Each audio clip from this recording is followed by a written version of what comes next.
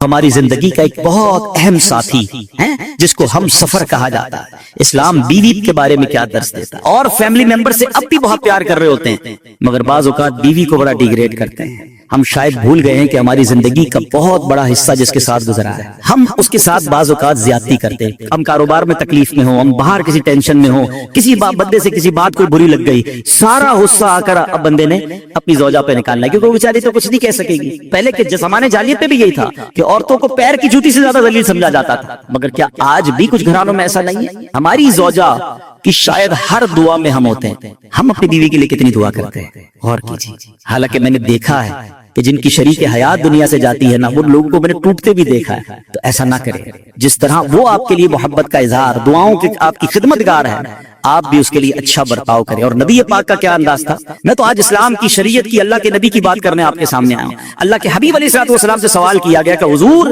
آپ کو دنیا میں سب سے زیادہ پسند کون ہے؟ اللہ کے حبیب نے فرمایا عائشہ۔ نبی پاک نے اپنی زوجہ کا نام لیا۔ نبی پاک گھر اپنے ازواج کے ساتھ کیا انداز ہوتا تھا؟ گھر کا سودا سلف لے کے جاتے، کھانے پینے میں ہاتھ بٹاتے، محبت اور پیار کا اظہار فرماتے، سافٹ ماحول تھا گھر کے اندر۔ کیا ہمارے گھر میں ایسا ماحول ہے؟ اسلام سے پہلے مال کے لیے جانوروں اور دوسرے ساز و سامان کے ساتھ ساتھ بیوی کو بھی رہن رکھوا دیا جاتا تھا۔ جیسے پیسے کوئی رہن رکھواتا تھا نا، بیوی بھی ایک مال کی طرح تھی، لوگ گروی رکھوا لیتے تھے اپنی بیوی کو۔ یہ اسلام سے پہلے عورتوں کا حال تھا، بیویوں کا حال تھا۔ اللہ اکبر، اسلام نے نکاح کے ذریعے عورت کو مرد کے آدھے ایمان کا محافظ قرار دے دیا۔ قرآن کہتا ہے وَعَاشِرُوهُنَّ بِالْمَعْرُوفِ، ان سے اچھا برتاؤ کرو۔ اسلام نے بیویوں کے ساتھ اچھا برتاؤ کرنے والے کو سب سے بہترین قرار۔ واقعی عقل مند خواتین اس بیان کو سنے گی تو وہ جو مسکنسپشن پیدا کیا جاتا ہے کہ جناب اسلام میں عورتوں کو آزادی نہیں ہے، جناب اسلام میں عورتوں کے لیے گھٹن ہے، اللہ اکبر، ذرا پہلے اسلام سے پہلے کے حالات پڑھو اور اس کے بعد اسلام کے آنے کے بعد عورتوں کو کیا شاندار مقام میرا دین دیتا ہے۔ اللہ کے نبی نے بیسٹ لوگوں کی جب مثال بیان کی، بہترین لوگوں کی مثال بیان کی، تو نبی پاک فرماتے ہیں، ترمذی کی حدیث ہے، سب سے بہتر وہ ہے جو اپنے اہل کے لیے بہتر ہو، یعنی اپنی فیملی کے لیے بہتر ہو۔ اور آقا فرماتے سنو میں تم سب سے زیادہ اپنے اہل کے لیے بہتر ہوں۔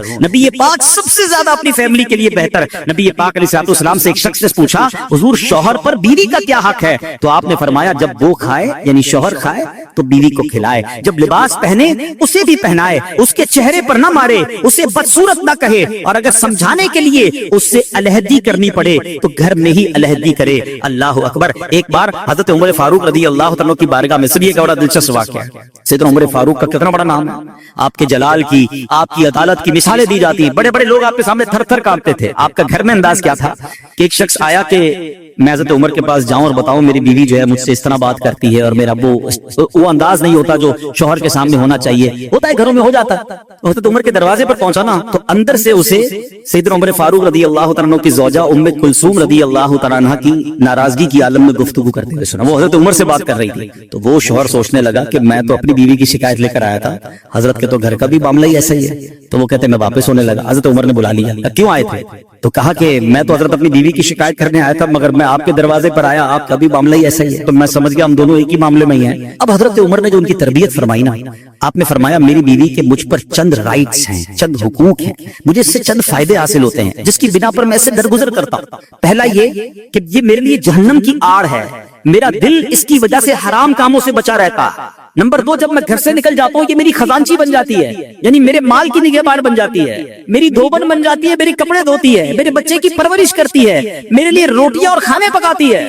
تو وہ شخص کہتا ہے یہ سارے فائدے تو مجھے بھی اپنی بیوی سے حاصل ہیں، تو میں تو کبھی درگزر سے کام نہیں لیتا، وہ مجھے کہتی میں اسے لڑنا شروع کر دیتا ہوں۔ کہتا آج آپ کی بات سے نصیحت مل گئی، اب میں اپنی بیوی کی چھوٹی ماٹی باتوں کو میں بھی درگزر کر دوں۔ کتنی پیاری بات بتائی، ہم وہ ساری باتیں بھول جاتے ہیں، ایک غلطی پر پکڑ لیتے، ایک غلطی پر ڈانٹتے، ہر غلطی پر جناب ایسا نہیں ہوتا، ہر غلطی کی سزا سزائے موت بھی ہوتی ہے، ہم غلطیاں نہیں کرتے۔ اگر جس طرح ہم اپنی بیوی کو غلطی پر ڈانٹتے وہ ڈانٹنا شروع کر دے پھر کیا حال ہوگا؟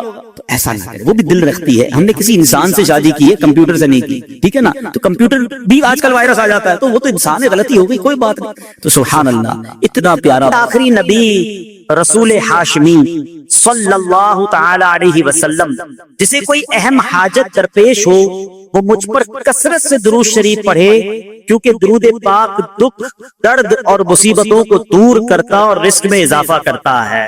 تو جب بھی کوئی مشکل آئے، پریشانی آئے، تکلیف آئے، ٹینشن آ جائے، تو اس کا بار بار اظہار کرنے سے ٹینشن دور نہیں ہو جاتا. کوئی بھی مشکل آتی ہے بندہ سبھی کو بتاتا پھرے, بار بار ذکر کرتا رہے کہ یار بڑی مشکل میں ہوں, بڑی پریشانی میں ہوں. شاعر کہتے ہیں نا کہ دکھوں نے تم کو جو گھیرا ہو تو درود پڑھو, دکھوں نے تم کو جو گھیرا ہو تو درود پڑھو, جو حاضری کی تمنا ہو تو درود پڑھو. تو جب ٹینشن دور کرنے کا, مشکل دور کرنے کا, پریشانی دور کرنے کا وظیفہ مل گیا ہے, چابی مل گئی ہے, تو پھر فضول باتیں کرنے کی بجائے ہمیں درود پاک کی کثرت کرنی چاہیے. صلو علی الحبیب صلی اللہ تعالی علی محمد صلی اللہ علیہ وسلم. آج میں آپ کو اللہ کے ایک نبی کا واقعہ سنا چاہتا ہوں. یہ واقعہ قرآن مجید میں بہت تفصیل کے ساتھ موجود ہے, اور یہ واقعہ ایسا ہے کہ میں ان نبی علیہ الصلوۃ والسلام کے عمل کا نام لوں تو نبی علیہ الصلوۃ والسلام کا نام آپ کے ذہن میں خود ہی آ جائے گا. یعنی انہوں نے وہ عمل ایسا کیا کہ اب ان کے نام کے ساتھ وہ عمل ایک خاص ٹیگ بن گیا. اور اگر میں اب عمل بتاتا ہوں, نام آپ خود بتائیں گے. اور ان کا عمل تھا کہ ان کے اندر کمال صبر تھا. اب یہ صبر کرنے والے نبی کون ہیں؟ صبر ایوب علیہ السلام. مشہور ہے دنیا میں کہ ایوب علیہ السلام کا جو صبر ہے وہ ضرب المثل بن گیا, وہ ایگزامپل بن گیا. صبر تو بہت سارے لوگوں نے دنیا میں کیا, مصیبتیں تو بہت سارے اللہ والوں پر آئیں, مگر حضرت ایوب علیہ السلام کو اس قدر کمال کا صبر جو ان کا تھا وہ کیا واقعہ ہے. تو آج مشکلیں ہیں, پریشانیاں ہیں, ٹینشن ہیں. لوگ جب پریشان ہوتے ہیں تو صبر کا دامن تھامنے کی بجائے نارملی بے صبری, شکوے اور شکایات کی طرف جاتے ہیں. تو زندگی میں جب بھی کوئی معاملہ آئے نا, ہمیں اللہ کے کلام کی طرف رجوع کرنا چاہیے, اللہ والوں کی سیرت کی طرف رجوع کرنا چاہیے, اور رب کریم کے جو منتخب ترین بندے ہیں, دنیا کے افضل ترین جو افراد ہیں, وہ انبیاء کرام علیہ الصلوۃ والسلام ہیں. تو ہمیں جب بھی کوئی پرابلم آئے, جب بھی کوئی مسئلہ درپیش ہو, پہلے دیکھیے اللہ والوں نے اس موقع پر کیا کیا تھا, قرآن کیا کہتا ہے, حدیث کیا کہتی ہے, تو پھر زندگی میں چیزیں آسان ہو جاتی ہیں. تو حضرت ایوب علیہ الصلوۃ والسلام کی سیرت کے بارے میں جانتے ہیں کہ آپ حضرت اسحاق علیہ الصلوۃ والسلام کی اولاد میں سے ہیں, اور ان کی والدہ حضرت لوط علیہ الصلوۃ والسلام کے خاندان سے ہیں. اللہ تعالیٰ نے آپ کو ہر طرح کی نعمت سے نوازا تھا. آپ حسن و صورت والے بھی تھے, یعنی آپ کو اللہ پاک نے بہت خوبصورت بھی بنایا تھا, اور اللہ کریم نے مال بھی بہت دیا, اولاد نے بھی کثرت دی. یہ ویل آف لائف تھی, خوبصورتی بھی ہے, مال بھی ہے, اولاد بھی ہے. اچھا پھر ظاہر مال تھا تو گھر بھی تھے, جانور بھی تھے. اس زمانے میں جو ویلتھ ہوتی تھی, جو پیسہ ہوتا تھا, وہ جانوروں کی صورت میں ہوتا تھا. آج کل لوگ گاڑیاں رکھتے ہیں, سونا زیورات رکھتے ہیں, اس زمانے میں جانور ہوتے تھے. بلکہ اب بھی اگر پاکستان کے بھی آپ انٹیریئر کے ایریا میں چلے جائیں, گاؤں گوٹ میں جائیں, تو لوگ اپنا مال و دولت سے جانور ہی خرید رہے ہوتے ہیں. ان کے نزدیک یہی ان کا جو ہے وہ جو بھی ان کا کاروبار ہوتا ہے اور مال ہوتا ہے. اب آپ پر امتحان آیا, آزمائش آئی. اور وہ آزمائش کیسے آئی کہ پہلے آپ کا مکان گرا, اور خاندان کے جتنے افراد تھے اور آپ کے بیٹے تھے, جتنے بھی آپ کے بیٹے تھے نا, وہ سب اس مکان کے تلے دب کر انتقال کر گئے. اللہ اکبر. آپ کو آ کر خبر دی جاتی گئی کہ حضور آپ کا مکان گر گیا ہے, آپ کے بچے دب گئے اور دب کر ان کا انتقال ہو گیا. آپ فرماتے تھے میرا کیا ہے, جس کا تھا اس نے لے لیا, جب تک اس نے مجھے دے رکھا تھا وہ میرے پاس تھا, جب اس نے چاہا اس نے واپس لے دیا. اسی نے دیا تھا نا. تھوڑی دیر بعد خبر آئی کہ آپ کے جتنے جانور تھے, ہزارہا اونٹ تھے, بکریاں تھی, ریوڑ کے ریوڑ تھے, سارے جانور جو ہیں وہ مر گئے. کسی نے آ کر کہا کہ اب آپ کی جتنی دولت تھی, جتنے جانور تھے, وہ بھی مر گئے. سبحان اللہ. اب اللہ کا شکر بجا لاتے, کہتے یا اللہ جو رب کا تھا اس نے واپس لے لیا, اسی کا تھا, جتنی دیر چاہا میرے پاس رہا, واپس لے لیا اس نے. میں اپنے رب کی رضا پر راضی, میں اس امتحان پر راضی ہوں. اللہ اکبر. اب کیا ہوا کہ آپ کی تمام کھیتیاں اور جو باغات تھے, بہت بڑی زمینیں تھی, بڑے بڑے کھیت تھے, وہ بھی سارے کے سارے برباد ہو گئے. کسی نے پا کر بتایا کہ حضور اب تو کھیت بھی گئے, اب باغات بھی گئے. آپ نے فرمایا کہ جس کا تھا اس نے لے لیا، میں اس کی رضا پر راضی ہوں، جب تک میرے پاس تھا وہ میرے پاس تھا، رب نے واپس لینا چاہا اس نے لے لیا۔ اب he was empty handed، یعنی اب کچھ بھی نہیں تھا، نہ بچے ہیں، نہ مال ہے، نہ جانور ہے، نہ مکان ہے، مگر حضرت ایوب علیہ السلام کی زبان پر پھر بھی شکر ہے، اب بھی شکر ہے، شکوہ نہیں ہے کہ اللہ میں تیری رضا پر راضی ہوں۔ لیکن ابھی امتحان ختم نہ ہوا تھا، اور اس امتحان کے پیچھے بعض مفسرین نے ایک اور قول بھی نقل کیا کہ شیطان نے حضرت ایوب علیہ السلام کو دیکھ کر اللہ کی بارگاہ میں کہا کہ مولا یہ تیرا بندہ اس لیے تیرا شکر گزار ہے کہ تو نے اسے بڑا نوازا ہے، بڑا مال دیا ہے، اولاد دی ہے، گھر دیا ہے۔ اب رب کریم نے حضرت ایوب پر امتحان بھیجا تاکہ پتا چلے کہ میرے نیک بندے امتحان کے بعد بھی صبر کرتے ہیں۔ لیکن جب سب چلا گیا نا تو شیطان نے کہا کہ ابھی جان تو باقی ہے نا، صحت تو باقی ہے، اللہ اکبر۔ مزید آزمائش آئی اور یہ ہوا کہ آپ کو بیمار کر دیا گیا، مبارک جسم پر بڑے بڑے آبلے پڑ گئے، تھوڑے جس کو کہتے وہ پڑ گئے۔ اس حال میں آپ کے سارے دوست بھی آپ کو چھوڑ کے چلے گئے۔ آج کل ویسے بھی حال ایسا ہی ہے جناب، جب تک پیسہ ہے، شہرت ہے، آپ کے پاس کوئی مال ہے تو آس پاس بہت سارے لوگ ہوتے ہیں، مگر جب یہ سب چیزیں چلی جائیں نا تو بعض اوقات ایسی کنڈیشن میں اپنے اور پرائیوں کی جانچ بھی ہو جاتی ہے کہ اب کون کھڑا ہے۔ دوستی مال کے لیے تھی، دوستی شہرت کے لیے تھی، دوستی منصب کے لیے تھی، یا کسی کی ذات سے واقعی خالص دوستی تھی؟ اب کیا ہوا؟ آپ کے سارے رشتہ دار، سارے دوست بھی دور چلے گئے، سوائے آپ کی فرما بردار زوجہ تھی جن کا نام تھا رحمت بن افراہیم، اور یہ حضرت یوسف علیہ السلام کی پوتی بھی تھی، اللہ کے نبی کی آل سے تھی، وہ آپ کی خدمت کرتی رہی۔ اب جسم پر پھوڑے ہیں، آبلے ہیں، ایک بیوی ہے، نہ پیسہ ہے، نہ مال ہے، نہ بچے ہیں، واٹ ایور جو تھا سب ختم، مگر زبان ہے کہ اس پر پھر بھی اللہ کا ذکر جاری ہے، پھر بھی شکر جاری ہے، پھر بھی صبر ہے۔ بات کرنا آسان ہے جناب، مشکل آئے اور صبر کرے بندہ، اصل امتحان یہ ہے۔ زبان پر شکوائے رنجو علم لایا نہیں کرتے، زبان پر شکوائے رنجو علم لایا نہیں کرتے، نبی کے نام لیوا غم سے گھبرایا نہیں کرتے۔ ہم میں سے کسی پر ایسی آزمائش نہیں آئی نا، چھوٹی موٹی آزمائشیں تو آتی رہیں گی۔ ایک بات یاد رکھنا، یہ زندگی کی جو گاڑی ہے نا یہ مسائل کے پہیوں پر ہی چلتی ہے۔ ہمیں بعض اوقات کسی کی گاڑی، کسی کا مکان، کسی کا خوبصورت چہرہ، کسی کی مسکراہٹ دیکھ کر لگتا ہے یار یہ تو دنیا کا سب سے سخی آدمی ہے۔ ایسا نہیں، وہ یہ نہ سمجھے کہ سارا جہان جناب سخی ہے اور میں اکیلا دکھی ہوں، ایسا نہیں ہوتا، بلکہ ہر اس جہاں میں تقریباً ہر بندہ ایسا ہوتا ہے جس کے ساتھ کوئی نہ کوئی دکھ لگا ہوا ہوتا ہے، کوئی نہ کوئی پریشانی ہے، کسی کو مال کی پریشانی، کسی کو روزگار کی پریشانی، کسی کو بیماری لگی ہے، کسی کو اور ٹینشن ہے۔ تو یہ کبھی بھی نہ سوچے کہ میں زندگی گزاروں گا اور کوئی ٹینشن نہیں آئے گی، تیار رہو امتحان کے لیے، امتحان ضرور آنا۔ اب کمال یہ ہے کہ اس امتحان میں پاس کون ہوتا ہے۔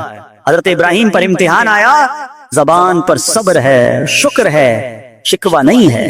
اب کیا ہوا کہ آپ کا سال ہاں سال تک یہ محال رہا، یہ 2-4 مہینے کا پرابلم نہیں تھا، کئی سال تک آپ بیمار رہے، آپ کی زوجہ جو ہے وہ خدمت کرتی رہی۔ اچھا یہاں ایک غلط فہمی دور کر دوں کہ کچھ لوگ یہ کہتے ہیں، یہ کتابوں میں پتہ نہیں کچھ کتابوں میں لکھ دیا گیا کہ حضرت ایوب علیہ السلام کو معاذ اللہ کوڑ کی بیماری ہو گئی تھی۔ ایسا بالکل نہیں تھا، کوڑ کی بیماری نہیں ہوئی تھی، بلکہ نہ کوڑ ہوا نہ جزام ہوا، آپ کو جسم پر تھوڑے پھنسیاں جن کو کہتے ہیں آبلے نکل آئے تھے، کیونکہ کوڑ کی بیماری وہ ہوتی ہے کہ جس سے لوگ نفرت یا حقارت کرتے ہیں۔ اللہ کے کسی بھی نبی کو کبھی بھی کوئی ایسی بیماری نہیں ہوئی جس کی وجہ سے لوگ اس سے حقارت یا نفرت کریں یا دور بھاگیں، کیونکہ اللہ نے ان نفوس قدسیہ کو، ان نیک بندوں کو، ان منتخب شخصیات کو لوگوں کی ہدایت کے لیے بھیجا ہے۔ ان کو کبھی کوئی ایسی چیز نہیں ہوئی کہ جس سے لوگ گھن کھا کر دور بھاگیں، تو یہ بالکل غلط ہے۔ البتہ آپ کے جسم پر آبلے تھے، پھوڑے تھی، اور اللہ اکبر آپ اس حال میں کیا رب سے عرض کرتے تھے؟ آپ عرض کرتے تھے، قرآن میں یہ الفاظ موجود ہیں، انی مسنی الضر وانت ارحم الراحمین۔ ترجمہ کیا ہے؟ مجھے تکلیف پہنچی اور تو سب مہر والوں سے بڑھ کر مہر والا ہے، رحم کرنے والوں میں سب سے بڑھ کر رحم کرنے والا ہے۔ یعنی اللہ کی بارگاہ میں یہ عرض کرتے تھے، یا اللہ تکلیف پہنچی ہے، رحم تو نے کرنا ہے، تو ارحم الراحمین ہے، زمانے سے نہیں کہتے تھے۔ یہاں ایک اور پرابلم ہے، میں کوئی مسئلہ ہوتا ہے پرابلم آتی ہے ہم ساری دنیا سے کہتے ہیں یہ مسئلہ ہو گیا، یہ پرابلم ہو گئی. نہیں، ساری دنیا میں سے کوئی آپ کا مسئلہ حل نہیں کر سکتا. اس سے بات کرو نا جو مسائل کو حل کرنے والا ہے، اس سے عرض کرو نا جو مصیبت کو دور کرنے والا ہے. ادھر ادھر جانے کی بجائے پرابلم یہ ہے جب بھی مشکل آتی ہے ہم سب کے پاس جاتے ہیں، ہم رب کے پاس نہیں جاتے. جاؤ اس کے پاس جو حل المشکلات ہے، جو مصیبتوں کو حل کرنے والا ہے، اس کی بارگاہ میں فریاد کرو. وہ شاعر کتنی پیاری بات لکھتے ہیں نا، یہ بہت سارے لوگوں کے لیے درس ہے جو اپنی پرابلمز کے لیے دنیا والوں کے پاس جاتے ہیں. ارے اگر پکارنا ہے تو اللہ کی بارگاہ میں پکارو، التجا کرنی ہے تو اللہ کے حبیب سے عرض کرو نا. شاعر لکھتے ہیں کسی کا احسان کیوں اٹھائیں، کسی کو حالات کیوں بتائیں، کسی کا احسان کیوں اٹھائیں، کسی کو حالات کیوں بتائیں. تمہیں سے مانگیں گے تم ہی دو گے، تمہارے در سے ہی لو لگی ہے. ہم اللہ کی بارگاہ میں عرض کریں، اللہ کے حبیب کی بارگاہ میں لو لگائیں. دنیا والوں کے پاس کچھ نہیں رکھا، لیکن ہم دنیا والوں کو بتا کر اپنے صبر کا ثواب بھی ضائع کر دیتے. دیکھو حضرت ایوب علیہ السلام کا صبر، کسی سے نہ کہا، اللہ کی بارگاہ میں عرض کرتے رہے. اب آپ کی آزمائش کا وقت پورا ہوتا ہے، دعا کرتے رہے، التجا کرتے رہے، صبر کرتے رہے. حکم ہوا کہ اپنا پاؤں زمین پر مارو. حضرت ایوب علیہ السلام نے پاؤں زمین پر مارا تو زمین سے ایک چشمہ پھوٹ اٹھا. حکم الہی سے حکم دیا گیا کہ اس پانی سے غسل کرو. آپ نے جب اس پانی سے غسل کیا تو آپ کی تمام بیماریاں دور ہو گئی. پھر آپ 40 قدم چلے، دوبارہ زمین پر قدم مارنے کا حکم دیا. قدم مارتے ہی ایک اور خوبصورت لذیذ ٹھنڈے پانی کا چشمہ نمودار ہوا. پانی ٹھنڈا، میٹھا اور لذیذ تھا. اب آپ نے وہ پانی پیا تو آپ کے باطن میں نور ہی نور پیدا ہو گیا اور آپ کو اعلیٰ درجے کی صحت و نورانیت حاصل ہو گئی. اور سنو، میرا رب تو قادر ہے نا، اللہ تعالیٰ نے آپ کی وہ ساری اولاد جو دب کر کئی سال پہلے مر گئی تھی، انتقال فرما گئے تھے، اللہ نے ان تمام اولاد کو پھر زندہ فرما دیا اور آپ کی بیوی کو دوبارہ جوانی بخشی. اور اب اس کے بعد بھی آپ کی کثیر اولاد ہوئی. سنو سنو، جو جانور چلے گئے تھے نا، اللہ نے مویشی، اسباب، وہ خزانہ اس سے زیادہ آپ کو پھر سے عطا فرما دیا. صبر کیا تھا نا. ان اللہ مع الصابرین. اچھا، یاد سب کو ہے یہ آیت، بچپن سے یاد ہے. اللہ صابروں کے ساتھ ہے، صبر کرنے والوں کے ساتھ ہے. مگر صبر کرنا نہیں ہے، امتحان آنا ہے تو صبر کرنا نہیں ہے. آیت سب کو پتا ہے. اچھا، جس کے ساتھ پرابلم ہو جائے نا، اس کو بھی بندہ درس دینے جا رہا ہوتا ہے، بھائی صبر کرنا، اللہ آپ کو صبر دے. لیکن جب اس پر امتحان آتا تو یہ صبر کرتا نہیں ہے. دوسروں کو درس دے رہا تھا، آج تیری باری آئی ہے نا، اس صبر کا دامن نہ چھوڑیں. میں آپ کو ایک بات سوال پوچھنا چاہتا ہوں. آج کل ہم بڑے لوگوں سے تعلقات کیوں بنانے کی کوشش کرتے ہیں؟ یار جب کوئی مشکل ٹائم آئے گا نا تو بندہ کام آئے گا. یہ پیسے والا دوست ہے، یہ اس کے تعلقات بہت ہیں، اس کی گورنمنٹ میں بات ہے، اس کی وکیلوں میں بات ہے. 4-5 ایسے دوست ہونے چاہیے. ڈاکٹروں کے اندر بڑی اچھی اس کی دوستی ہے، کوئی ڈاکٹر کا بھی کام آئے گا تو یہ بندہ کام آ جائے گا. ہم دنیا والوں سے تعلقات اس لیے بناتے ہیں تاکہ یار مصیبت آئے تو یہ بندہ کام آئے. اور نارملی اکثر ایسا ہوتا ہے کہ جس سے امید رکھی ہوتی ہے مصیبت کے وقت غائب ہو جاتا ہے. لیکن رب خود قرآن میں فرما رہا ہے، ان اللہ مع الصابرین. صبر کر لو، اللہ کی رحمت تمہارے ساتھ ہو جائے گی. اب میں آپ سے سوال کرتا ہوں، دنیا کے تعلقات ہوں یہ ضروری ہے یا یہ فائدہ مند ہے، یا بندہ صبر کر لے تو اللہ کی رحمت ساتھ ہو جائے، سارے غم ویسے ہی دور ہو جائیں گے؟ صبر، اس کو نہیں چھوڑنا ہے. تو حضرت ایوب علیہ السلام کی زندگی میں ایک اور واقعہ یہ ہوا کہ جب آپ بیمار تھے، آپ کو پتہ ہے جب بندہ بیمار ہوتا ہے تو بعض اوقات اس کی طبیعت میں کیفیات بھی ہوتی ہیں. تو آپ نے اپنی زوجہ کو پکارا تو آپ کی زوجہ کچھ دیر میں حاضر ہوئی. تو آپ نے جلال میں آ کر اس کو 100 درے، اپنی زوجہ کو 100 کوڑے مارنے کی قسم کھا لی. اب جب صحت آ گئی تو قسم تو آپ نے کھائی ہوئی تھی، تو اب کیا کرتے؟ اس بیوی نے تو خدمت بھی بہت کی تھی، اب اسے کوئی خاص کیفیت تھی، آپ نے قسم اٹھا لی تھی. سبحان اللہ. ایوب علیہ السلام کو اللہ کریم نے قرآن میں کیا حکم دیا کہ اے ایوب، آپ ایک یعنی 100 جس کو کہتے ہیں تنکے، 100 تنکوں والی جھاڑو لیں اور اس جھاڑو کو ایک مرتبہ اپنی بیوی کو مار دیجئے تو آپ کی قسم جو ہے وہ پوری ہو جائے گی. یعنی قسم کا کفارہ نہیں دینا ہوگا. اللہ اکبر. اللہ نے اس نبی علیہ السلام کی فرما بردار بیوی کی جو سزا تھی، جو معاملہ تھا، اس کو کتنا آسان فرما دیا. تو رب کریم نے قرآن مجید فرقان حمید میں اس کو کس طرح بیان فرمایا، وَخُذْ بِيَدِكَ ضِغْصًا فَاضْرِبْ بِهِ وَلَا تَحْنَثْ. فرمایا کہ اپنے ہاتھ میں ایک جھاڑو لے کر اسے مار دے اور قسم نہ توڑ. اِنَّا وَجَدْنَاهُ صَابِرًا. فرمایا ہم نے اسے صابر پایا. نعم العبد، کیا اچھا بندہ، انہو اواب، بے شک وہ بہت رجوع لانے والا ہے۔ ارے آج دنیا کسی کو کہے یہ صبر والا ہے، حضرت ایوب کی شان دیکھو کہ رب فرما رہا ہے قرآن میں انا وجدناہ صابرا، اور ہم نے ایوب کو صبر کرنے والا پایا، صابر پایا۔ اللہ حضرت ایوب کے صبر کے صدقے ہمیں بھی صابرین میں شامل فرما لے۔ اللہ اکبر، سبحان اللہ۔ اور رب کریم نے جو اواب فرمایا، علماء کہتے ہیں کہ یہ اواب کے لاجواب خطاب کو جو آپ کے سر مبارک پر ایک تاج کی طرح رکھ دیا گیا، کیونکہ اواب کے معنی کیا ہے؟ انہو اواب، بے شک وہ بہت رجوع لانے والا ہے۔ اللہ اکبر، صبر کیا تو رب نے کیسے کیسے عطاب جو ہے وہ قرآن میں عطا فرمائے۔ یہاں ایک اور بات بھی سیکھنے والی ہے کہ حضرت ایوب علیہ السلام کے صبر کا کمال یہ ہے کہ قرآن میں ذکر آ گیا، آپ صبح قیامت تک حافظ تلاوت کریں گے، تراویح میں قرآن پڑھا جائے گا، جب بھی قرآن کی تلاوت دنیا کے کونے کونے میں کی جائے گی، قیامت تک حضرت ایوب کے صبر کا ذکر ہوتا رہے گا۔ جب آپ صبر کرتے ہیں، اللہ رسول کو راضی کر لیتے ہیں، اللہ ان ناموں کو بلند فرما دیتا ہے۔ بہرحال میرے پیارے اسلامی بھائیوں، اب یہاں تھوڑا سا ایک شرعی مسئلہ بھی سمجھ لیں۔ بعض اوقات ہے کہ آپ لفظ سنتے ہیلا، اچھا کچھ لوگ جب یہ لفظ ہیلا سنتے تو کنفیوز ہو جاتے ہیں، یار یہ کیا، ایک کام کرنا تھا اس کو ایک اور طریقے سے کر دیا، ہمیں سمجھ نہیں آ رہا، عجیب عجیب سی لوگ باتیں کرتے ہیں۔ سبحان اللہ، علماء فرماتے ہیں پہلے ہیلے کا مسئلہ سمجھ لیں۔ فتاوی عالمگیری میں ہے جو ہیلا کسی کا حق مارنے یا اس میں شبہ پیدا کرنے یا باطل ذریعے سے فریب دینے کے لیے کیا جائے وہ مکروہ ہے، اور جو ہیلا اس لیے کیا جائے کہ آدمی حرام سے بچ جائے یا حلال کو حاصل کر لے وہ اچھا ہے۔ انما الاعمال بالنیات، غلط نیت سے ہیلا کہ کسی کا حق دبا لوں یا ماد اللہ زکات ادا نہ کرنی پڑے، اللہ کو کوئی دھوکہ نہیں دے سکتا، اللہ دیکھ رہا ہے کہ اس کی نیت کیا ہے، لیکن ہیلا اس لیے ہے کہ حرام سے بچ جائے، حلال حاصل کر لیا جائے۔ تو اس کی جو جواز کی صورتیں ہیں، علماء نے فرمایا یہ آیت اس میں دلیل ہے، اور آیت کیا تھی؟ وَخُذْ بِيَدِكَ ضِغْفًا فَاضْرِبْ بِهِ وَلَا تَحْنَثْ، اور فرمایا اپنے ہاتھ سے ایک جھاڑو لے کر اسے مار دو اور قسم نہ توڑو۔ قسم تو 100 کوڑے مارنے کی تھی، اللہ کریم نے آسانی کا راستہ بتایا۔ ہاں ایک بات یاد رہے، یہ بڑی امپورٹنٹ بات کرنے جا رہا ہوں کہ مفتیان کرام، قابل اعتماد مفتیان کرام سے رہنمائی لے کر ہم جیسے لوگوں کو، عوام الناس کو کوئی ہیلا اپنے طور پہ نہیں کر لینا چاہیے۔ ہاں، کیونکہ بعض ہیلوں کی شرعی طور پر اجازت نہیں ہوتی، اور بعض اوقات ہیلا کرنے میں ایسی غلطی لوگ کر جاتے ہیں جن کی وجہ سے ہیلا ہوتا ہی نہیں ہے۔ تو یہاں صرف آپ کو دلیل بتانا تھا، باقی اگر کسی قسم کا کوئی شرعی ہیلا کرنا ہے تو قابل اعتماد مفتیان کرام سے رجوع کیا جائے۔ سبحان اللہ۔ اب حضرت ایوب علیہ السلام کے صبر کی بات ہوئی ہے نا، اللہ نے پتہ ہے آپ کو کتنا مقام عطا فرمایا کہ نبی کریم صلی اللہ تعالی علیہ وآلہ وسلم نے ارشاد فرمایا حضرت ایوب لوگوں میں سب سے بڑھ کر عالم، صابر اور غصہ پینے والے تھے۔ حضرت ابن مسعود رضی اللہ تعالیٰ عنہ سے مروی ہے کہ حضرت ایوب علیہ السلام قیامت کے دن صبر کرنے والوں کے سردار ہوں گے۔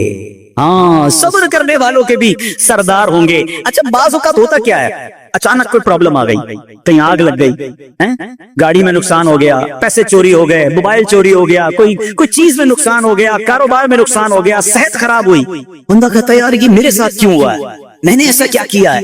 بعض اوقات زبان سے شکوے، شکایت، حالانکہ قرآن مجید فرقان حمید نے تو پہلے ہی ہمیں بتا دیا ہے ہمارا پرابلم پتہ ہی کیا ہے۔ ہم بہت ساری باتیں جانتے ہیں دنیا کی، قرآن و حدیث پڑھتے نہیں ہیں تو مینٹلی پریپیئرڈ نہیں رہتے۔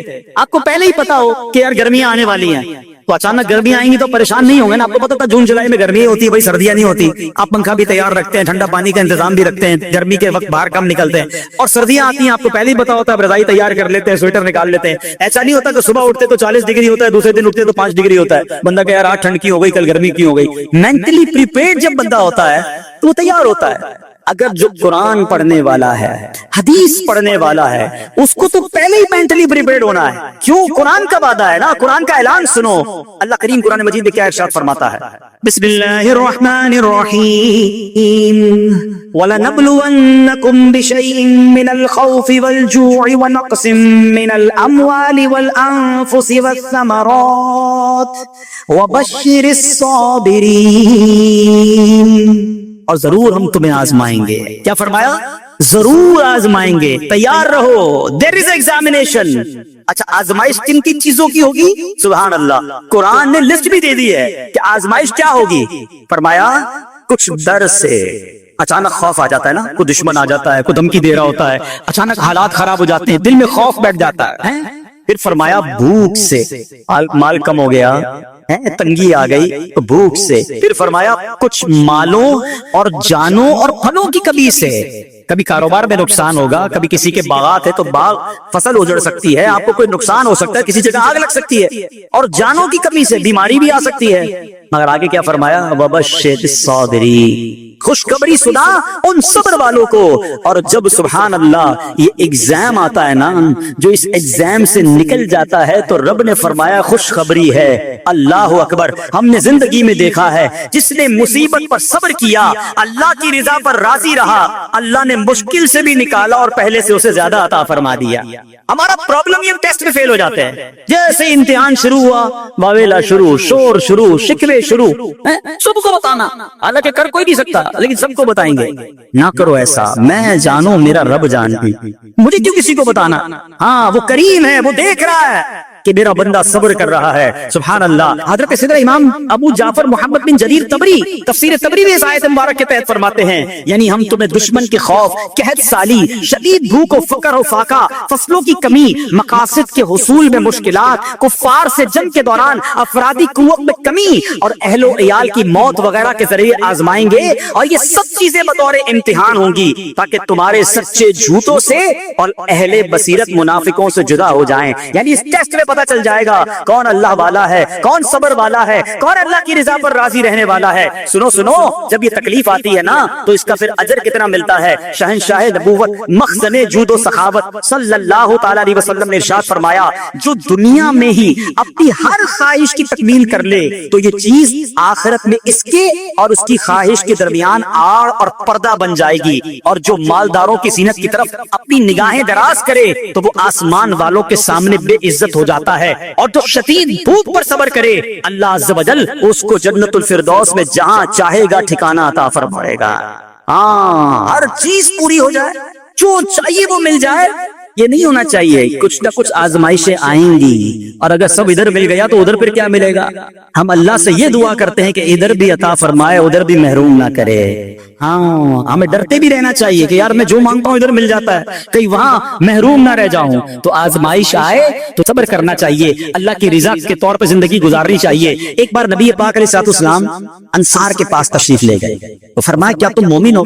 بڑا کمال کا سوال جواب ہے, ذرا غور کیجئے. ہمارے پاس بھی کوئی آ کر کہے کہ کیا تم مومن ہو تو ہم کیا جواب دیں گے؟ صحابہ خاموش رہے. سیدنا فاروق اعظم نے کہا حضور ہاں ہم مومن ہیں. شاید ہمارا بھی جواب یہی ہوگا مومن. مگر اگلا سوال سنو نبی پاک علیہ الصلوۃ والسلام کا. فرمایا کہ اگر تم مومن ہو تو تمہارے ایمان کی علامت کیا ہے؟ اب ہم سے کوئی یہ سوال کرے تو ہم جواب کیسے دیں گے؟ بھائی تم کہہ رہے ہو مومن ہیں, واٹ از دا سمپٹمز, کوئی نشانی, کوئی علامت تو بتاؤ نا.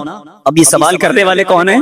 پیارے آقا صلی اللہ تعالی علیہ وسلم. صحابہ سامنے بیٹھے, ارشاد فرمایا مومن ہو تو علامت کیا ہے؟ کیا شاندار جواب دیا کہ صحابہ کرام نے کہ ہم جب فراخی کی حالت ہوتی ہے نا, آسانی ہوتی ہے تو ہم شکر ادا کرتے ہیں. جب آزمائش آتا ہے, کوئی پرابلم آتی ہے, ہم صبر کرتے ہیں اور اللہ کے فیصلے پر راضی رہتے ہیں. نبی اکرم علیہ الصلوۃ والسلام نے جواب میں کیا فرمایا؟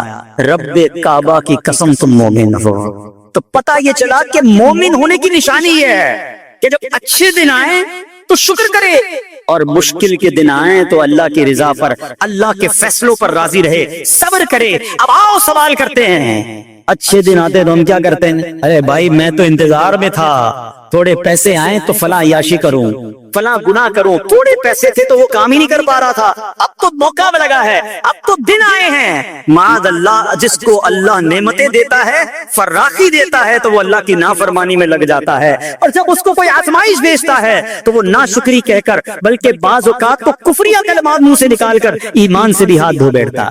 ایسا نہیں ہونا چاہیے. عقل مند وہ ہے, یاد رکھنا کہ رب جتنی عطائیں بڑھائے ہم اتنے سجدے بڑھائے, ہم اتنے صدقے بڑھائے. دیکھو نا دنیا میں کیا ہوتا ہے، آپ کو کوئی تحفہ دے آپ کیا کہتے ہیں؟ شکریہ، جزاک اللہ۔ دوبارہ تحفہ دے آپ کہتے ہیں بہت مہربانی، تیسری بار دے بندہ کہ یار یہ تو مجھ پر کتنا مہربان ہے۔ اتنی مہربانیاں، ناراض نہیں ہونا چاہیے۔ تو تمہیں دنیا میں 2-4 تحفے دے دے، تم اسے ناراض نہیں کرنا چاہتے۔ جب سے میں پیدا ہوا جب سے وہ نواز رہا ہے، وہ ناراض نہ ہو جائے اس کا کوئی خیال نہیں، وہ دیے جا رہا ہے۔ اب تو دیکھتے ہیں نا، بندہ غریب ہوتا ہے تھوڑے گنا، جیسے جیسے امیر ہوتا گیا اس کے پر پرزے نکلنا شروع ہو جاتے ہیں، مسجد سے دور، نمازوں سے دور، معاذ اللہ حرام کاموں میں پڑ جاتا ہے۔ ارے اللہ کے بدلے تجھے رب نواز رہا ہے، تیرے تو سجدے بڑھنے چاہیے تھے، لیکن ہوتا کیا ہے، وہ عطائیں بڑھاتا ہے، لوگ خطائیں بڑھاتے ہیں۔ نہ کرو ایسا۔ جب فراخی ہو، جب اللہ کی طرف سے آسانی ہو تو شکر ہو، اور جب آزمائش آئے تو صبر ہو۔ یہی مومن کی نشانی ہے، اور اللہ سے دعا کرتے کہ اللہ کریم ہمیں اپنے شکر گزار اور صبر کرنے والے بندوں میں شامل فرما لے۔ اور یقین کریں صبر کا جو پھل ہے نا، وہ کہتے ہیں صبر کا پھل میٹھا، او ہو بالکل ٹھیک کہا، بلکہ بہت میٹھا ہے۔ سنو، اللہ عز و جل فرماتا ہے کہ جب میں کسی بندے کو بیماری میں مبتلا ہو سکتا ہے یہاں بھی میرا کوئی بیمار بھائی بیمار بیٹھا ہو، مدنی چینل کے ناظرین میں سے کوئی بیمار بیٹھا ہو، دیکھو بیماری آئے نا، شکوہ مت کرنا، صبر کرنا۔ فضیلت سنو، حدیث قدسی ہے، اللہ فرماتا جب میں اپنے کسی بندے کو بیماری میں مبتلا کروں اور وہ اس پر صبر کرے، کسی سے شکایت نہ کرے، تو میں اس کے گوشت کو اچھے گوشت سے اور اس کے خون کو اچھے خون سے بدل دیتا ہوں۔ پھر اگر اسے شفا دیتا ہوں تو ایسی شفا دیتا ہوں کہ اس کے نامہ اعمال میں کوئی گناہ نہیں رہتا، اور اگر میں اسے دنیا سے اٹھا لوں تو اسے اپنی رحمت کاملہ کے سائے میں لے جاتا ہوں۔ ارے کمال ہو گیا، بیماری آئی، بیماری جب جاتی ہے تو گناہوں سے بھی پاک کر کے جاتی ہے۔ صرف ایک ہی تو کنڈیشن ہے، صبر کرنا۔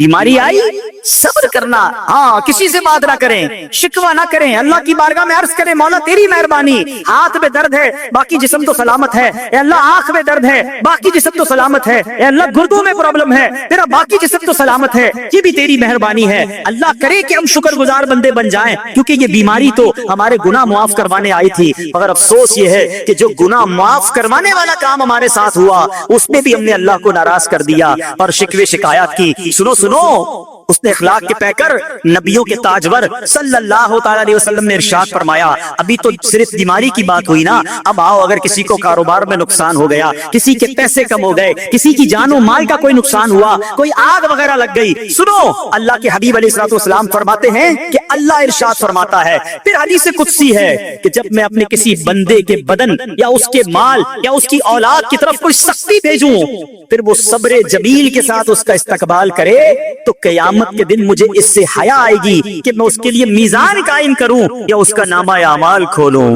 ہائے ہائے ہائے، سمجھتے ہو اس کا مطلب؟ اللہ فرما رہا ہے مجھے حیا آئے گی کہ اپنے بندے سے اب کیا حساب لوں۔ جب آزمائش بھیجی تھی تو اس نے صبر کیا تھا، اس نے شکوہ نہیں کیا تھا۔ خدا کی قسم میں آپ سے پوچھتا ہوں، میرا کوئی نقصان ہو جائے اور قیامت کے دن میرا نامہ اعمال نہ کھولا جائے، مجھے اللہ کی بارگاہ میں حساب نہ دینا پڑے، مجھے بتاؤ یہ دنیا کے حساب نقصان کی کیا حیثیت ہے اگر ادھر بخشا جائے۔ سنو تو صحیح، رب فرما رہا ہے کہ مجھے حیا آتی ہے کہ اس کے لیے میزان قائم کروں یا اس کا نامہ اعمال کھولوں۔ ارے یہ ساری دنیا کی دولت، یہ ساری دنیا کی آسانی سے ایک طرف، اگر قیامت کے دن حساب کتاب میں آسانی مل جائے، اللہ بلا حساب جنت میں داخل کر دے، اس سے بڑھ کر کوئی نعمت نہیں۔ مگر آج افسوس یہ ہوتا ہے کہ اگر کسی پر امتحان آتا ہے، وہ اس امتحان میں فیل ہو جاتا ہے۔ اس حدیث میں ایک لفظ استعمال ہوا صبر جمیل کے ساتھ۔ اب یہ بھی بڑا مسئلہ ہے کہ لوگوں کو یہی نہیں پتا کہ صبر جمیل ہے کیا۔ لوگ کہتے تو بہت ہیں اللہ پاک آپ کو صبر جمیل عطا فرمائے، اب اس سے پوچھو بھائی صبر جمیل کی تعریف کیا ہے، تو پھر تعریف نہیں پتا ہوتی۔ یہ کسی جمیل بھائی کا صبر نہیں ہے کہ جس کو صبر جمیل کہا جاتا ہے۔ صبر جمیل کی تعریف سمجھو، علماء کہتے ہیں کسی مصیبت زدہ اور غیر مصیبت زدہ کو برابر میں دیکھو، مگر دونوں میں کوئی فرق نظر رہا ہے، یعنی چہرہ بھی نہ بتائے کہ وہ کسی مشکل میں ہے، اس کی عادتیں بھی نہ بتائیں کہ وہ کسی پرابلم میں ہے، یعنی اس کو دیکھ کر پتہ ہی نہ چلے کہ وہ بڑی مشکل میں ہے۔ فرمایا یہ ہے صبر جمیل۔ مگر آج ہمارا حال یہ ہے، ہمارا چہرہ بتا دیتا ہے بھائی خیر تو ہے، بڑی ٹینشن میں ہو، ہاں یار کیا کروں بس موبائل ٹوٹ گیا، ارے بھائی بڑی چہرے پہ بڑی ہوائیاں اڑ رہی ہیں، بس کیا کروں جناب آج 5000 روپے کھو گئے، 5000 روپے کھو جائیں، چھوٹا سا نقصان ہو جائے، ہمارا چہرہ بتا دیتا ہے کہ ہمارے ساتھ کوئی معاملہ ہوا ہے۔ صبر جمیل یہ ہے کہ دیکھ کر کوئی پہچان ہی نہ سکے کہ یہ بندہ کتنی مشکل میں ہے، چاہے اندر کتنی تکلیف میں ہو، دنیا والوں کو نہ بتائے کیونکہ وہ رب کا بندہ ہے، وہ اللہ کی بارگاہ میں فریاد کرے، یہ صبر جمیل ہے، اور اللہ اسے ہم سب کو نصیب فرمائے۔ ہاں یہ بڑی کمال کی بات ہے۔ ہم کیا کرتے ہیں، سارے جان کو بتاتے ہیں، اچھا پھر آخر میں لوگ کہتے بھی ہیں، جب پورے محلے کو بتا دیا نا، پھر اس کے بعد کہتے ہیں بس کیا کریں بھائی، صبر ہی کر رہے ہیں۔ اب آپ صبر نہیں کر رہے حضرت، ہاں آپ کا صبر چلا گیا، آپ نے ساری دنیا کو تو بتا دیا۔ صبر یہ ہے کہ صبر پہلے صدمے پر ہوتا ہے، جیسے ہی آپ کو کوئی صدمہ لگا نا، اب آپ جانے رب جانے، نہ بتائیں کسی کو، ٹھیک ہے، وہ الگ بات ہے، آپ کسی کو دعا کے لیے کہہ دیں، لیکن بڑا نقصان ہو گیا، بڑی مشکل ہو گئی، بڑی پریشانی ہو گئی، اس سے حل تو کوئی نہیں ہونا۔ اچھا ہمارا ماجرا ایک اور بھی بڑا عجیب ہے، مشکل ہو جائے تو سب کو بتاتے ہیں، آسانی ہو جائے تو پھر کسی کو نہیں بتاتے۔ 5,000 کا نقصان سارے محلے کو پتا ہے، 50,000 کا فائدہ ہوا پھر کسی کو بتایا؟ نہیں یار بتاؤں گا تو نظر لگ جائے گی، گھر والوں کو تو بالکل بھی نہیں بتاؤں گا، خرچہ بڑھا دیں گے۔ گھر والوں کو ساری ٹینشن کی خبریں جا کے دے رہے ہوتے ہیں، مارکیٹ میں بڑا نقصان ہو گیا، آج بڑا مندہ ہے، ارے بھائی کاروبار بالکل نہیں ہے، تاکہ گھر والوں کا خرچہ روک سکے، اور جیسے ہی کاروبار اچھا ہو گیا گھر جاتے پھر بھی وہی والا منہ بنا لیتے ہیں تاکہ ان کو پتہ نہ چلے میں بڑے پیسے کمانے لگا ہوں۔ یہ نہ کیا کرے، ہاں ٹینشن آپ کسی کو بتا کر اپنا صرف ثواب ضائع کرتے ہیں، باقی کچھ نہیں ہوتا، کرنا رب نے ہے۔ اور یہ اگر آزمائش میرے درجے بلند کرنے آئی ہے، اگر یہ آزمائش مجھے اللہ کے قریب کرنے آئی ہے، تو پھر تو اس کا استقبال ہونا چاہیے نا۔ ہاں ہمارے بزرگان دین تو آزمائشوں کا استقبال کیا کرتے تھے۔ اور سنو، یہاں ہو سکتا ہے کہ میرا کوئی نابینا بھائی بیٹھا ہو، بعض اوقات ایسا بھی ہوتا ہے کہ اچانک کسی کی بینائی چلی جاتی ہے، آنکھیں ٹھیک ہوتی ہیں اور اچانک ایکسیڈنٹ ہوا یا کوئی واقعہ ہوا ہے، بہت بڑی آزمائش، اللہ اس آزمائش سے ہمیں محفوظ رکھے۔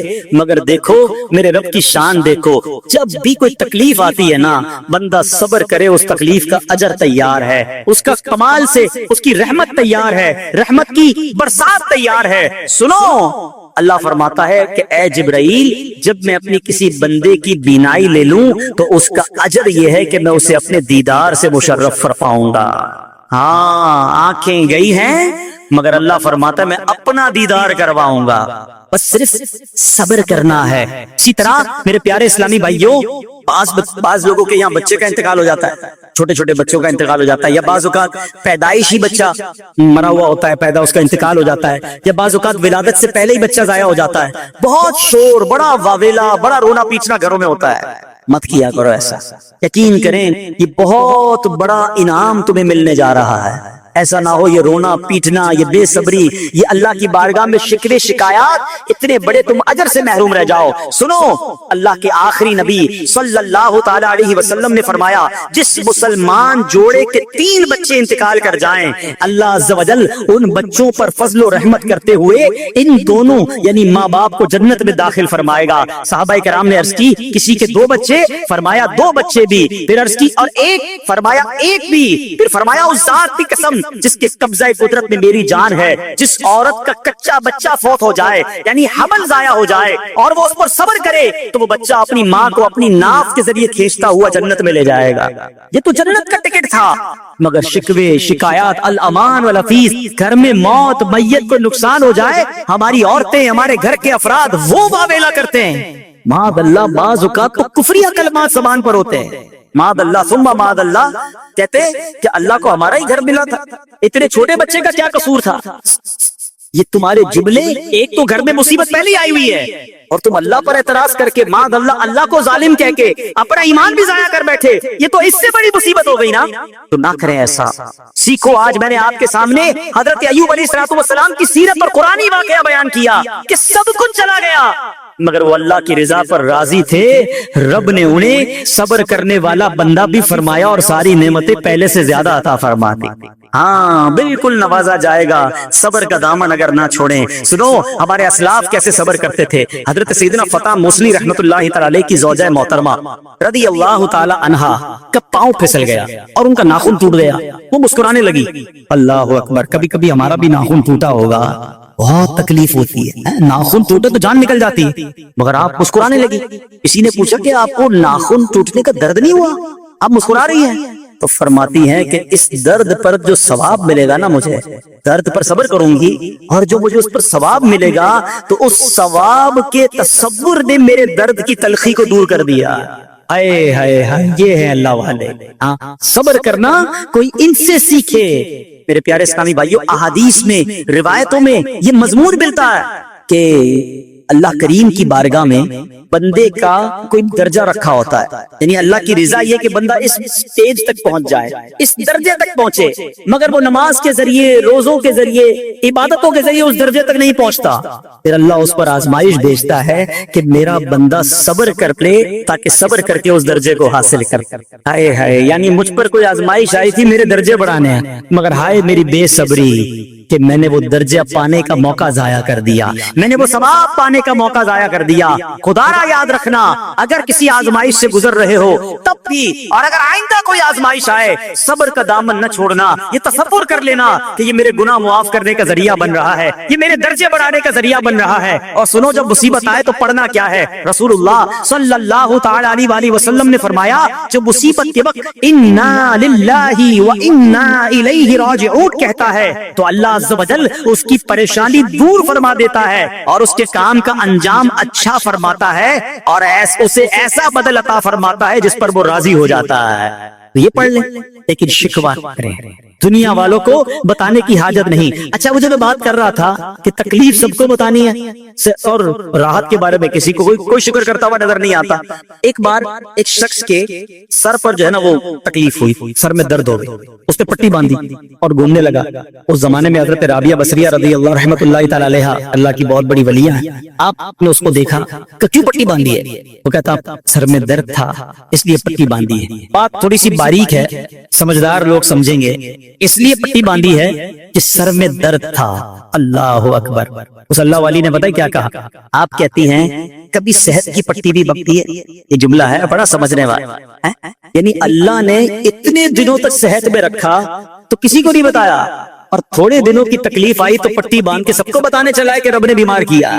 ہاں، ہمیں اللہ کریم کی طرف سے آزمائش ہمیشہ تھوڑی آتی ہے۔ اگر اپنی زندگی کا ہم پورا عرصہ کیلکولیٹ کریں نا کہ بھئی 40 سال کا کوئی بندہ ہو گیا تو کتنے دن ہوئے 40 سال میں؟ ٹھیک ہے، ایک بار کبھی بیٹھ کے اکیلے میں حساب کرنا، اتنے ہزار دن میں نے دنیا میں گزارے، کتنے دن بیمار رہا؟ کچھ شاید چند دن، 100 دن، 50 دن، 200 دن بنیں گے۔ کئی ہزار دنوں میں سے اگر چند دن اللہ نے مجھ پر آزمائش ڈالی تو ہزاروں دن راحت بھی تو ڈالی نا، صحت بھی تو عطا فرمایا۔ اتنے دن جس رب نے چھاؤں میں کھڑا کیا، اگر تھوڑی دیر کے لیے دھوپ آئی ہے تو مجھے شکوہ نہیں کرنے چاہیے۔ یاد رکھنا، ہر رات کے بعد صبح ہے، ہر دھوپ کے بعد چھاؤں ہے۔ اگر تم انتظار کرو گے تو رب ایسی رحمت تم پر نازل کرے گا، اپنے غیب کے خزانوں سے عطا فرمائے گا۔ قرآن میں رب نے وعدہ کیا ہے، وَمَن يَتَوَكَّلْ عَلَى اللَّهِ فَهُوَ حَسْبُهُ، جو اللہ پر بھروسہ کرے اللہ اس کے لیے کافی ہے۔ مگر ہمارا پرابلم یہ ہے کہ جب مشکل آتی ہے ہم یہ ساری باتیں بھول کر بس شکوہ، شکایات اور پریشانی میں چلے جاتے ہیں۔ ارے آپ اس مصیبت کو اللہ کی طرف سے نعمت سمجھ لو، اللہ کی طرف سے یہ سمجھ لو کہ میرے گناہ معاف کروانے، میرے درجات بلند کرنے کے لیے آیا ہے۔ اچھا، اب ایک اور بات، بعض اوقات شیطان ہے نا، وہ کسی کے دماغ میں وسوسہ ڈالتا ہے کہ یار جب میں نمازیں نہیں پڑھتا تھا نا تب تو اتنا پریشان نہیں رہتا تھا، جب سے نمازیں شروع کی، دعوت اسلامی کے اجتماع میں آنے لگا، مدنی قافلوں میں سفر شروع کر دیا، اب تو میں نے کچھ ذمہ داری بھی لینا شروع کر دی ہے۔ ارے میں نے جب سے امامہ پہنا ہے، یہ داڑھی رکھ لی ہے، میری کوئی اسلامی بہن سن رہی ہے کہ میں بے پردہ گھومتی تھی تو کوئی اتنا ٹینشن نہیں تھا، اب میں نے جناب پردہ کرنا شروع کیا ہے، قرآن پڑھنا شروع کیا ہے تو ٹینشنیں شروع ہو گئی ہیں۔ اب شیطان بعض لوگوں کے ذہنوں میں یہ وسوسہ ڈالتا ہے کہ میں تو دین کے قریب ہو رہا ہوں، اللہ کے قریب ہو رہا ہوں، اور مجھ پر آزمائشیں کیوں آ رہی ہیں؟ سنو، سبحان اللہ، اللہ کے حبیب علیہ الصلوۃ والسلام کی کیا شان ہے۔ اعلیٰ حضرت ایسے ہی نہیں کہتے کہ میں نثار تیرے کلام پر ملی یوں تو کس کو زبان نہیں، وہ سخن ہے جس میں سخن نہ ہو، وہ بیان ہے جس کا بیان نہیں۔ میرے آقا نے کم و بیش 1450 سال پہلے یہ مسئلہ سالو کر دیا۔ حضرت سیدنا سعد بن ابو وقاص رضی اللہ تعالیٰ عنہ فرماتے ہیں کہ میں نے عرض کی، یا رسول اللہ صلی اللہ تعالیٰ علیہ وسلم، سب سے زیادہ مصیبتیں کن لوگوں پر؟ گلی مکاتی نا، پنجابی میں کہتے ہیں نا، گالی بات ہی ختم کر دی۔ حضور یہ بتائیں سب سے زیادہ مصیبتیں کن لوگوں پر آئیں؟ پیارے آقا نے فرمایا انبیاء پر۔ اللہ اکبر، اللہ کے سب سے قریب تو انبیاء ہے نا، انبیاء پر، پھر ان لوگوں کے بعد جو لوگ بہتر ہیں، پھر ان کے بعد جو بہتر ہیں۔ سنو اب اگلا جملہ، بندے کو اپنی دینداری کے اعتبار سے مصیبت میں مبتلا کیا جاتا ہے۔ اگر وہ دین میں سخت ہوتا ہے اس کی آزمائش بھی سخت ہوتی ہے، اگر وہ دین میں کمزور ہوتا ہے تو اللہ عز و جل اس کی دینداری کے مطابق اسے آزماتا ہے۔